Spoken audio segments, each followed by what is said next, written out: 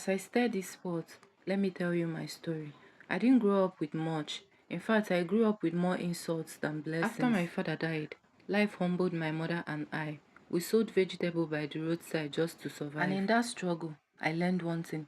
Poverty has a loud voice and people are not scared to use it against you. By the time I turned 22, I had already seen enough mockery to last a lifetime. Neighbors laughed at my torn slippers. Relative whispered how I would end up like my mother, struggling and alone. It got worse when the man I was dating back then left me because I couldn't fit his mother looked me straight in the face and said, "Love cannot feed a man. Go and find your level." Those words sat in my chest like stone. I cried myself to sleep for nights. I promised myself never to believe in love again. One rainy evening, after a long day of hawking, I slipped and fell on the wet floor of the market. People laughed. Some passed by as if I was invisible, but one person did. A young electrician rushed from a nearby shop to help me up.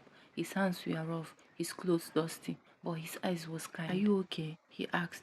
I wanted to brush him off, but something in me softened. He helped me carry my goods to the bus stop, and before we parted, he said, "I don't have much, but if you ever need a friend, I am here." His name was Chema. When people saw us talking, the gossip started immediately. Two poor people in love, what a joke. She wants someone to suffer with. Even my relatives warned me, look for someone better. He can't change your life. But Chima never promised me riches. He only promised support. And at that time in my life, support was what's good. On days when sales were bad, he would draw by with bread and say, "Eat. You can't fight life with an empty stomach." He didn't judge me. He didn't rush me. He just stayed. There was a time when things got so bad, I told him to leave me alone. "I am tired of suffering," I cried. "Maybe everyone is right. Maybe I am not worth anything." He held my hands and said something I'll never forget. "Your value is not in what you have, but in who you are. And I see a future in you, even if you don't see it." Those words rebuilt me. Slowly, we started to work together. He opened a small electrical shop, and I sold hair accessories beside it. And we saved every naira like it was a treasure.